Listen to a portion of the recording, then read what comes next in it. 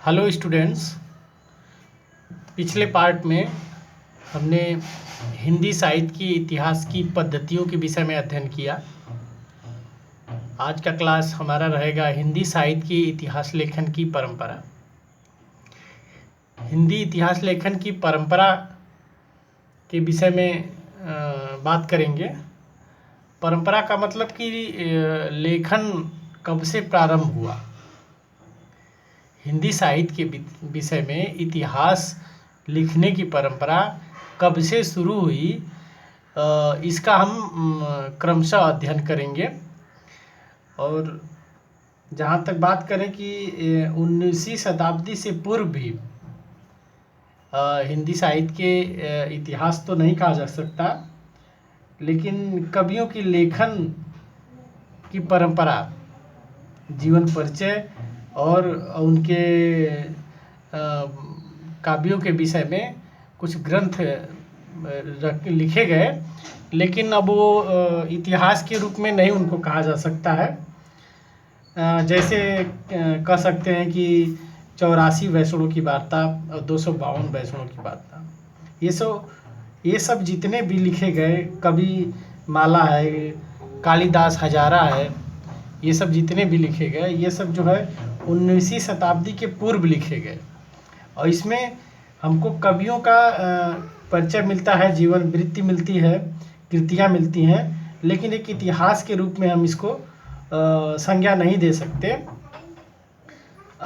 इतिहास की लेखन की जो परंपरा सर्वप्रथम मानी जाती है कि हिंदी साहित्य इतिहास लेखन का सबसे पहला प्रयास जो सब किया, वो जो है विदेशी विद्वान थे, इतिहासकार थे,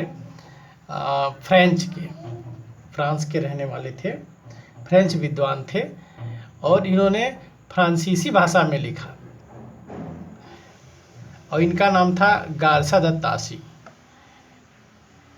इन्होंने जो इतिहास लिखा, उस इतिहास का नाम है इस्तवार द ला लिटरेयूतुर इंदुए ए हिंदुस्तानी। ये इतिहास इन्होंने लिखा। भारत से बैठे हुए विदेश में इन्होंने फ्रेंच भाषा में सर्वप्रथम हिंदी साहित्य का इतिहास लिखने का प्रयास किया। बहुत ही सराहनीय कार्य रहा, दूर बैठे इन्होंने किया, और इन्होंने इसको 4 खंडों में लिखा और फ्रेंच भाषा में लिखा। और 4 खंडों में प्रथम भाग का प्रकाशन 1839 ईस्वी में हुआ और दूसरे भाग का प्रकाशन 1847 ईस्वी में हुआ।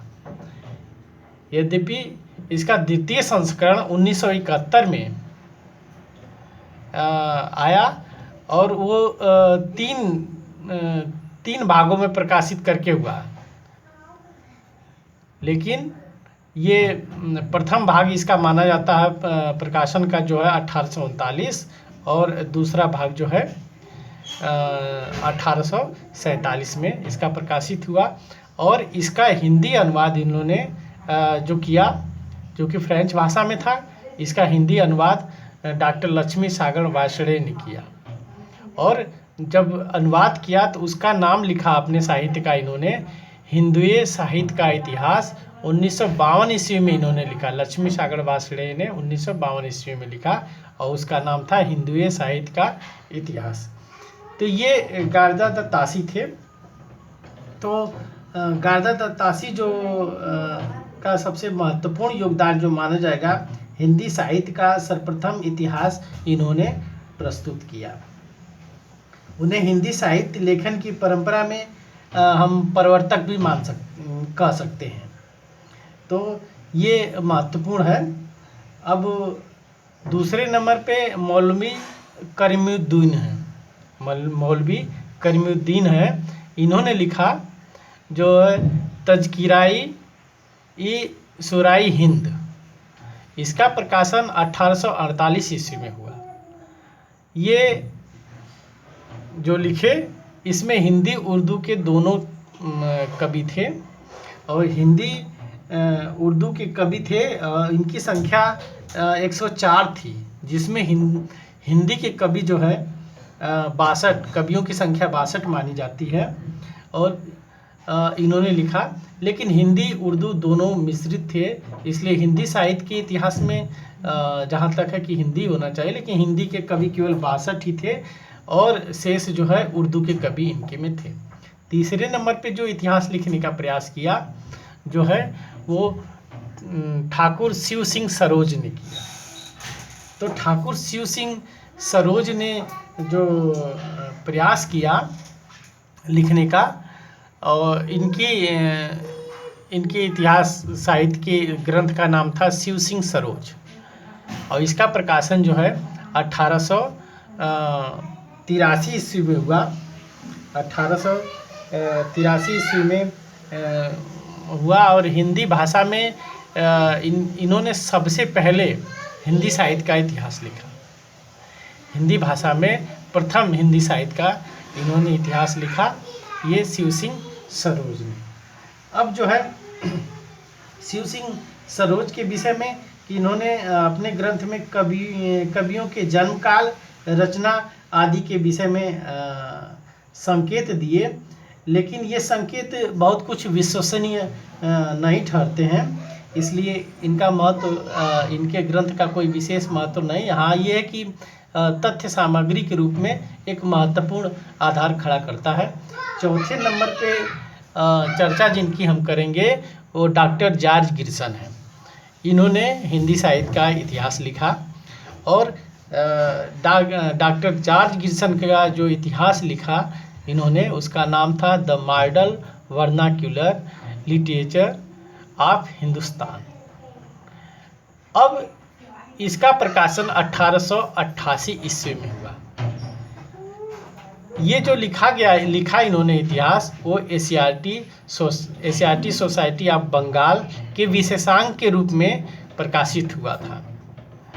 एक विशेषांक था जो प्रकाशित हुआ और जिसका नाम था the model vernacular literature of Hindustan, और 1888 ईस्वी में विशेषांक के रूप में प्रकाशित हुआ था और ये अंग्रेजी भाषा में लिखा गया।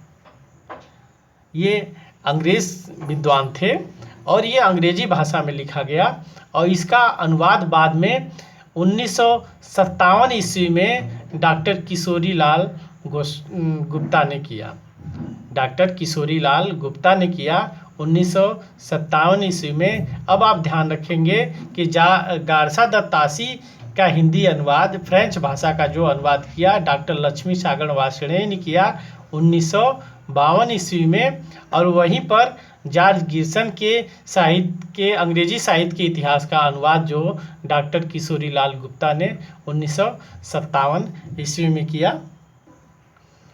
अब डॉक्टर जॉर्ज गिब्सन के यदि महत्व के विषय में हम चर्चा करते हैं तो इन्होंने हिंदी भाषा और हिंदी साहित्य के स्वरूप के विकास के संबंध में जो दृष्टिकोण प्रस्तुत किया वो इतिहासकारों के परवर्ती इतिहासकारों के लिए एक पथ प्रदर्शक का कार्य किया।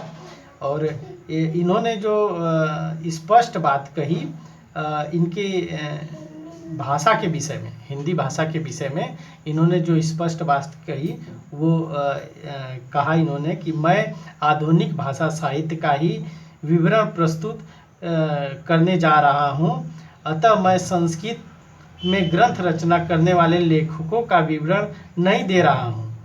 प्रकृति में लिखी पुस्तकों को भी विचार के बाहर रखता हूँ।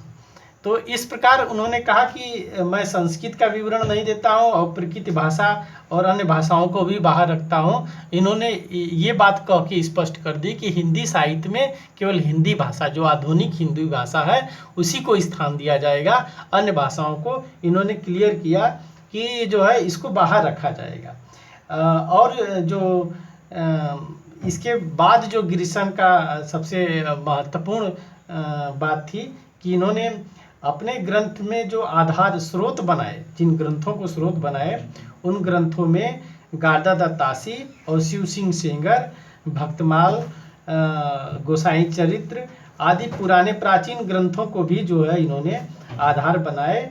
इससे उनकी इस बात का पता लगता है कि वो जो है काफ़ी तटस्थ और ईमानदार इतिहास लेखक थे। तो इस बात का प्रमाण इसमें मिलता है। तो काफ़ी कुछ इतिहास के विषय में डॉक्टर जॉर्ज गिब्सन ने स्पष्ट किया। और अगले क्रम में हम चर्चा करेंगे मिस्र बंधु जी की। तो 5वां नंबर है ये मिस्र बंधु। अब मिस्र बंधु, अब समझ लें कि डॉक्टर जॉर्ज गिब्सन जो है एक सच्चे अर्थों में सबसे पहले हिंदी साहित्य का इतिहास लिखने वाले इतिहासकार थे, जो जिन्होंने कालक्रम और प्रवृत्तियों को भी काफ़ी हद तक ध्यान में रखा और 11 भागों में विभाजित किया था। और 5वें नंबर पे है मिस्र बंधु। अब देखिए ये मिस्र बंधु क्या है। सबसे पहले मिस्र बंधुओं के विषय में बार बार चर्चा हमने की है। स्पष्ट कर लेते हैं कि मिस्र बंधु क्या थे। मिस्र बंधुओं में तीन विद्वान आते हैं। नंबर 1 है श्याम बिहारी मिश्र, और नंबर 2 है सुखदेव बिहारी मिश्र, और फिर तीसरे हैं गणेश बिहारी मिश्र। ये तीनों लोग, श्याम बिहारी, सुखदेव बिहारी और गणेश बिहारी, ये तीनों लोग मिलके एक साथ संयुक्त रूप में मिस्र बंधु कहे जाते हैं। और इन्होंने मिलके ये इतिहास लिखा मिस्र बंधु विनोद, जो 4 भागों में है। ये 4 भागों में है ये। और प्रथम 3 भाग का प्रकाशन, पहले 3 भाग का प्रकाशन जो है 1913 ईस्वी में हुआ, और चौथे भाग का प्रकाशन 1939 ईस्वी में हुआ। तो ये मिस्र बंधु थे।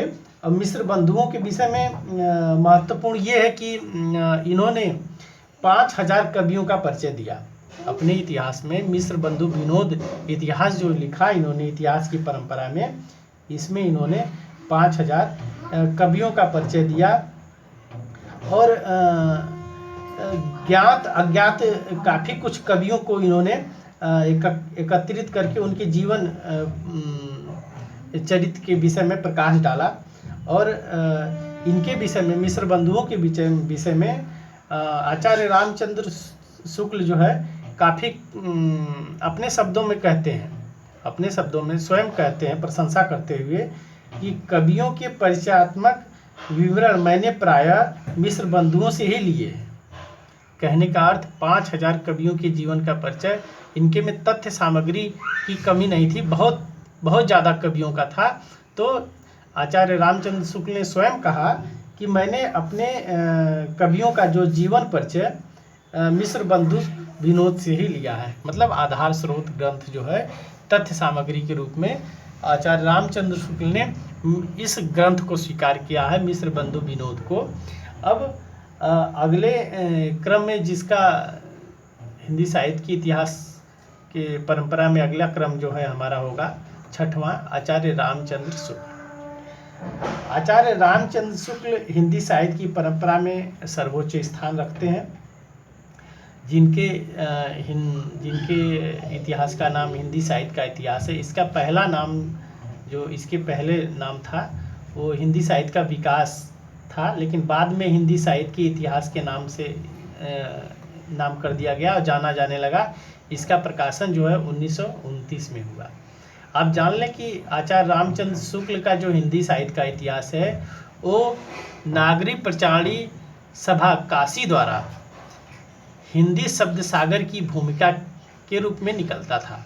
पत्रिका में जो है नागरी प्रचारणी पत्रिका में हिंदी शब्द सागर की भूमिका के नाम से निकलता था, जो बाद में उसको एकत्रित करके एक ग्रंथ का रूप दे दिया गया, जिसको हिंदी साहित्य का इतिहास कहा गया, और उसका प्रकाशन 1929 में किया गया।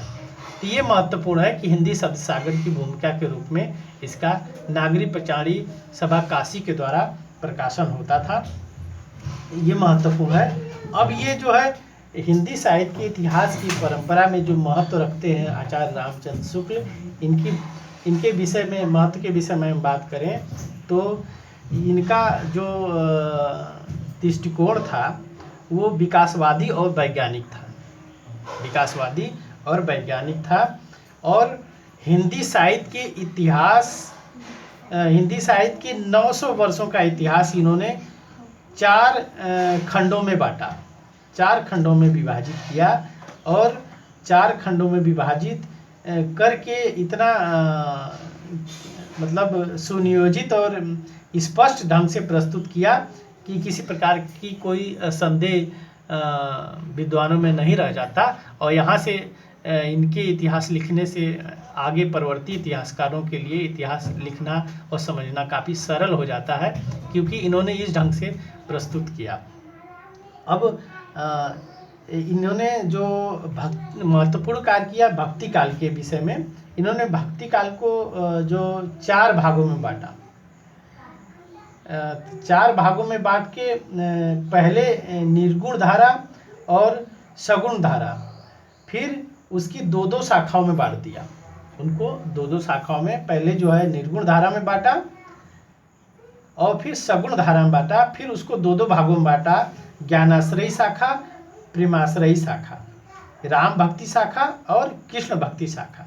इन 4 भागों में बांट के क्लियर किया।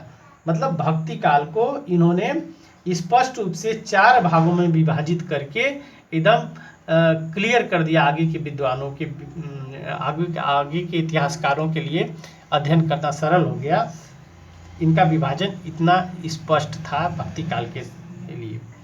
अब जो है दूसरी महत्वपूर्ण बात यह है आचार्य रामचंद्र शुक्ल के विषय में कि इन्होंने मिस्र बंधुओं में जो 5000 कवियों का वर्णन था, उसमें से काफ़ी सीमित मात्रा में लगभग 1000 कवियों को ही लिया और साहित्यिक महत्व और लघुता के आधार पे उनको रखा, और जिससे जो है जिसमें जो है साहित्यिक प्रवृत्तियों को भी ध्यान में रखा और काव्य धाराओं को भी ध्यान में रखा और इस प्रकार का इतिहास लिखा, जिससे काफ़ी जो है लोगों को, इतिहासकारों को समझने में सरलता हुई।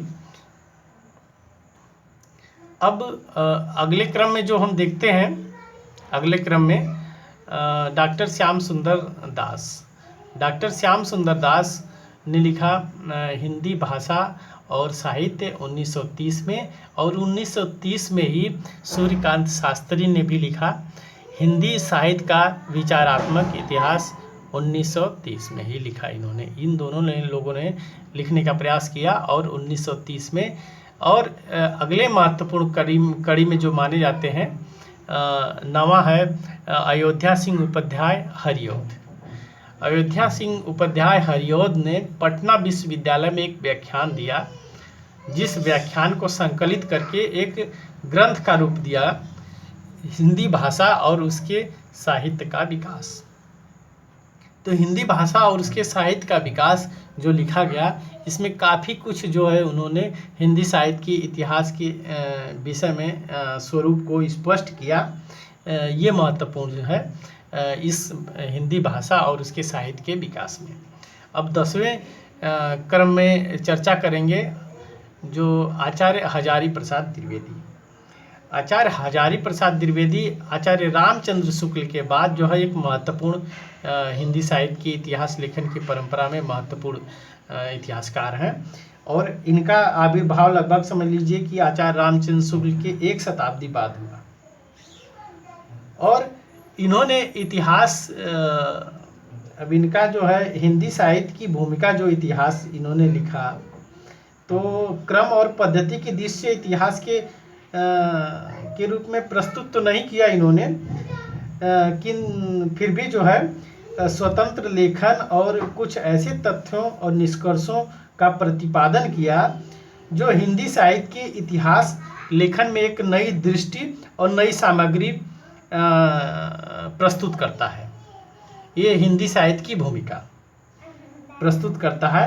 इस दृष्टि से जो है ये हिंदी साहित्य की भूमिका जो 1940 में लिखा इन्होंने, ये महत्वपूर्ण हुआ। और आचार्य हजारी प्रसाद द्विवेदी ने चूँकि इतिहास न लिखते हुए भी कह सकते हैं बहुत कुछ इन्होंने लिखा और काफ़ी कुछ क्लियर किया, और उस क्लियर करने के विषय में, स्पष्ट करने के विषय में यदि हम चर्चा करें क्रमशः, तो नंबर 1 हम कह सकते हैं कि कि जो भक्ति काल